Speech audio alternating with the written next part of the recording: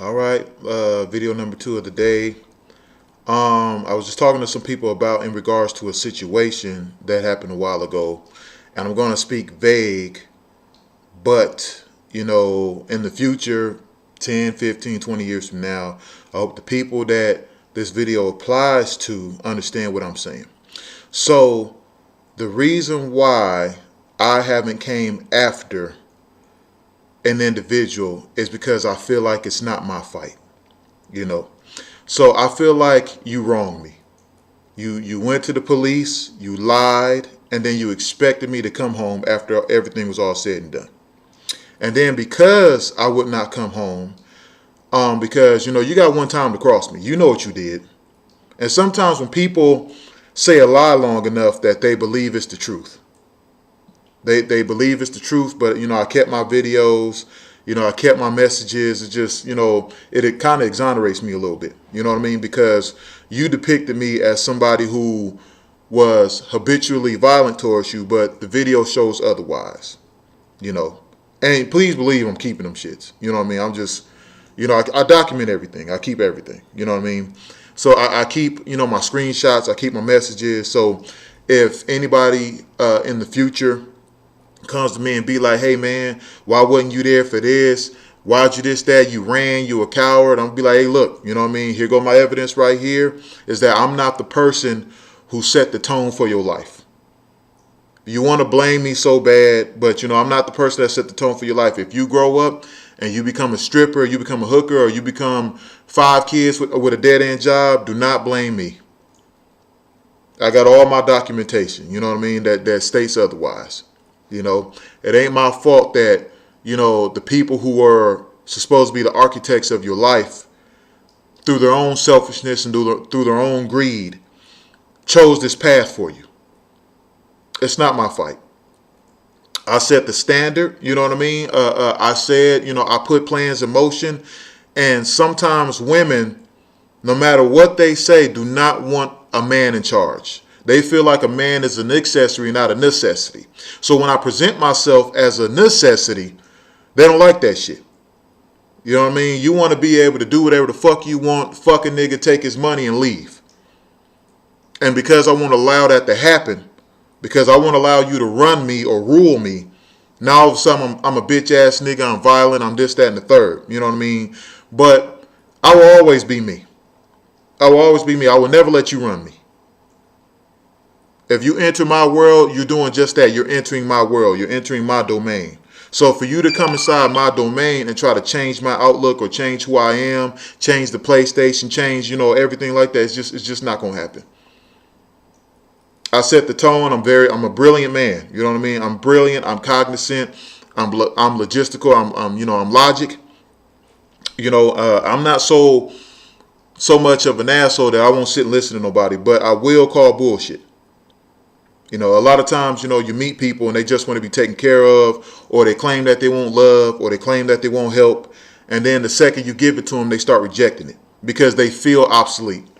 So when people start feeling like they're obsolete or that you're on some shit because, they don't believe in the reality, you know what I mean? They start rejecting it, and then they start making false memories, false claims. So, you can't sit up there and say, I did not improve your situation. I left my situation to improve your situation. I was already good.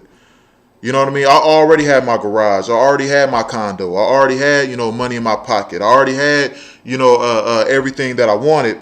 But I ceased my situation. I even took a pay cut.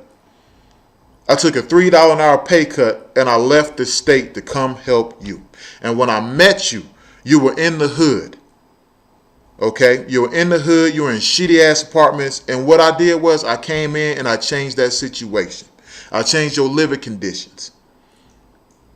Okay, you were when you had a 27-inch screen TV, I upgraded it to a 60. You know what I mean? You was broke, and we got to a point where we was able to go to the grocery store and get whatever we want. I changed that situation. You said you wanted a backyard. I found you a home with a backyard. You said you wanted a house. I got you a townhouse. You had an eviction on you. That was all me. You would have been able to afford the down payment or anything like that on that if it wasn't for me. And you call yourself rejecting the idea of me being in charge. When me being in charge as a man, as the head of household, and you supposed to be all this religion shit, we going to church and all sorts of shit like that, but you reject the idea of a man being the head of the household. But you could, but you know, because of me, you were able to drive the car that you wanted. You know, you had that baby in that car in the middle of winter with no fucking heat. I changed that situation. Did I not? Yeah, people breaking in and robbing and trying to steal from you. I changed that situation. Did I not? And for you to turn around and cheat, because you think I don't know you did, but I did. You know, I know. I knew. You know, for you to turn around and cheat and then lie to the police and try to make it seem like something else. You know what you did. I worked from 6 to 6. And while I was at work from 6 p.m. to 6 a.m., you was fucking a whole nother motherfucker. You had got pregnant. And your dates don't match up. So then, you don't list me as the father. You don't give the child my last name. You don't give the child the name that I gave him. You don't ask for child support, and then you fall off the grid. And then, what you going to wait? You going to wait another 5, 10, 15 years? Before you say, oh, by the way, that's your dad, and then the little girl's going to be like, hey, my father wasn't there for me, this, that, and the third. This is not my fight. This is not my fight. I did everything I said I was going to do. And you created this situation where you went back to the hood. You went backwards. And now you're saying that I'm supposed to hop state to state. I'm supposed to come track you down. No, I'm not going to. I'm not going to. There's a little girl out there who don't know who her father is. It may be me, it may not be me. But you are so ashamed of what you did that you don't even want to set foot in court. I asked the court for a DNA test. Your ass said no. My attorney told me you said you refused the DNA test. What kind of female refuses a DNA test, refuses to list the father, but you were so certain that it was me unless it wasn't? We all know the truth. You can tell these people out here these lies. You can tell these men you meet these lies, like you told me about your first child, that the father abandoned you and all sorts of shit like that, and come to find out that was a lie. He did not abandon his child. It's that you refused to let him see his child. I was there. I was in the house that day. He came out there and y'all was arguing about him trying to come see his child. And then you came to me, but you told me that he flat out abandoned his child. And that's not the case. That was a fucked up lie. You want to make yourself be the fucking victim. I don't understand why women do this. You make yourself become a victim. And you sit up here and you tell these people that these men done did this, that, and the third to you when it's you. It's you. You could have changed the way this baby's going to grow up easily. But you choose not to because you want to save face to yourself. You want to remain the victim. You don't want to sit up there and admit that you cheated. You don't want to sit up there and admit that you fucked up a situation. Or that you're being selfish. Or that you're being belligerent. Or that, you were being just a combative woman. And because you're being a combative woman, you believe in these what they call them feminist Nazis, where you believe that the woman runs the household. So then when you get somebody in there that refuse to let you run them, that refuse to let you tell them how they're going to eat, sleep, shit, and piss, you feel threatened.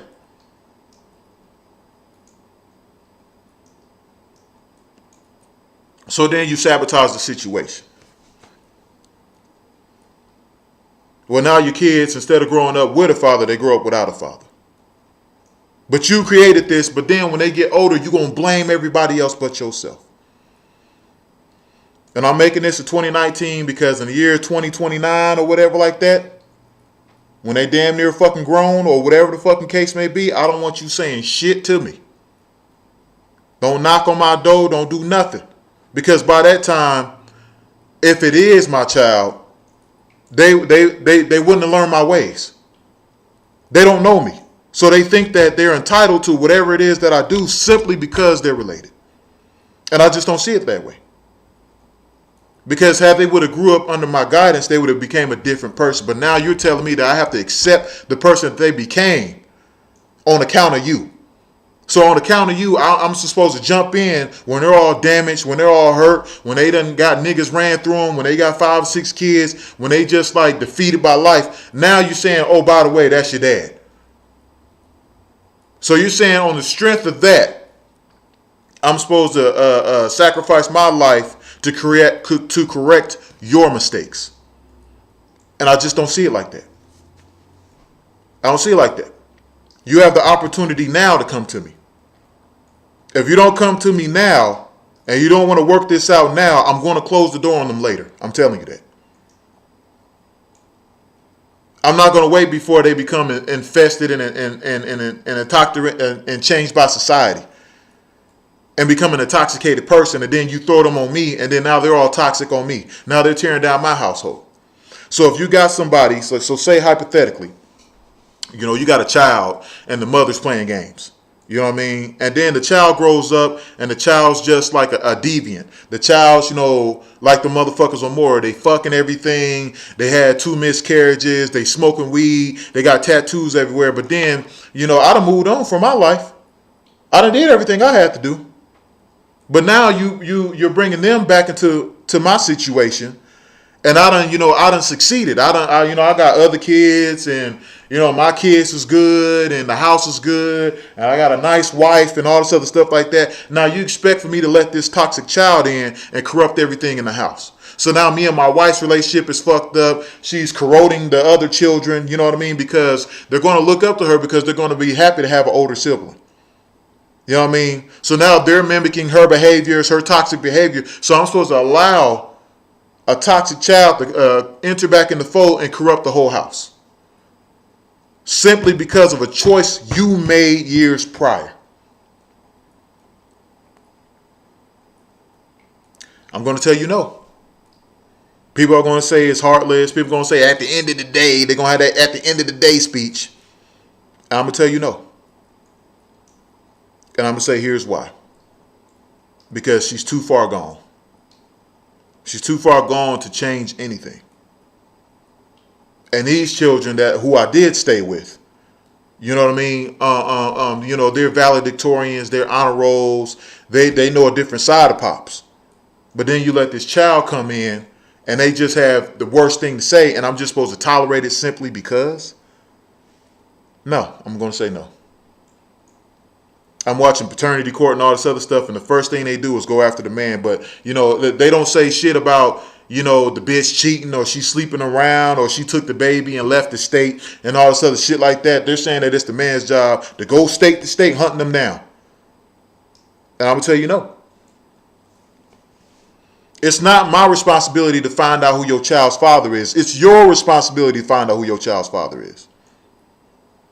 If you out there doing dirt, and you doing dirt, and you was out there being grimy, and you was doing fucked up situations, why do I have to be the corrective factor in that if you're the one doing it? You are the one cheating. You are the one talking to niggas behind my back. You are the one who didn't list me as a father and all shit like that, so why do I have to go after you? This was a choice you made.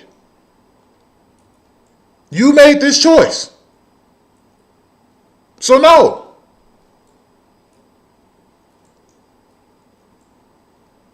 It's just logic. Sometimes you got to think logic over emotion, man. Sometimes you got to cut off a finger to save a hand. And you can't let toxic people enter your life, even if it is, your wife, your children, your mom, dad, whatever the case may be. The reason why my daughter never met my parents is because they toxic. They're not going to. So my baby mama said that I don't believe in family. What makes you think I don't believe in family? I don't believe that you should have to be around the motherfucker if they toxic, regardless of who they are. Your sister out there smoking Newports and cheating and all this other shit like that, and you got my daughter around this bitch. She's seeing all of this. She's seeing her cheat on her husband. She's seeing her smoke. And who's to say she's out there babysitting and then, Mila pick up a cigarette or take a little sip of beer and they think it's fucking cute. Let me find out. I'm going to raise hell. That's the whole reason why you want to create this isolating factor. Because I'll respond. I'll respond. Let me find out. And you get far, but you don't get away. I'm going to find out. I will. And that's why your mother said that you're afraid of me. Because I'll respond. I'm not going to sit up there and be like, no, don't do that. Let's just have a conversation. I'm going to raise hell. Like that time you brought my daughter to my house and all her clothes smelled like cigarettes. I told you, do not bring my child around nobody who smokes or else. Talking about we was born with bronchitis. Everybody's born with breathing problems. No, bitch. She's born with breathing problems because you got her in a house full of smokers.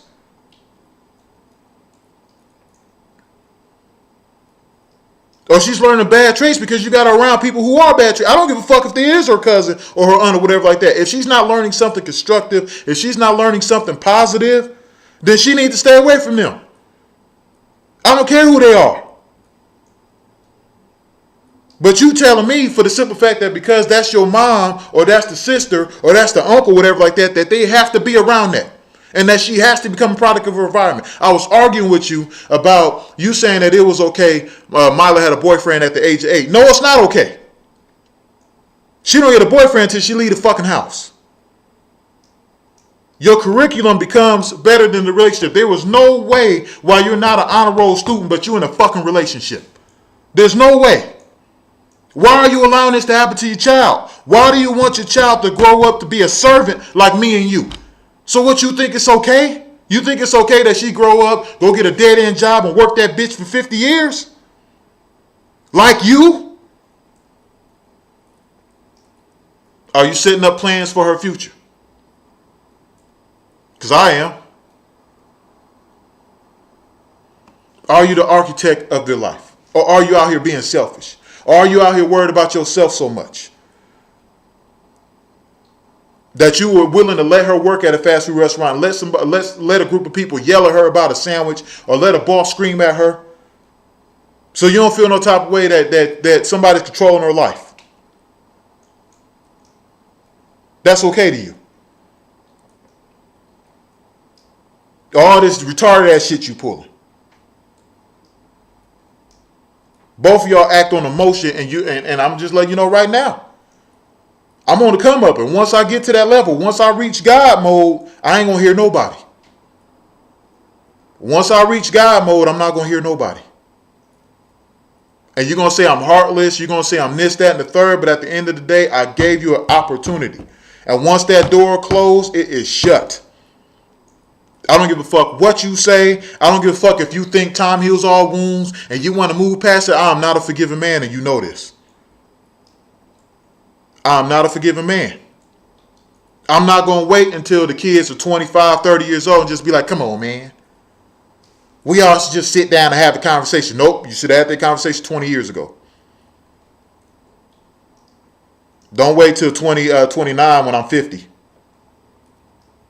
And Mila's 26. Don't wait. Because I'm not going to hear you. Because then I'm going to be too far gone.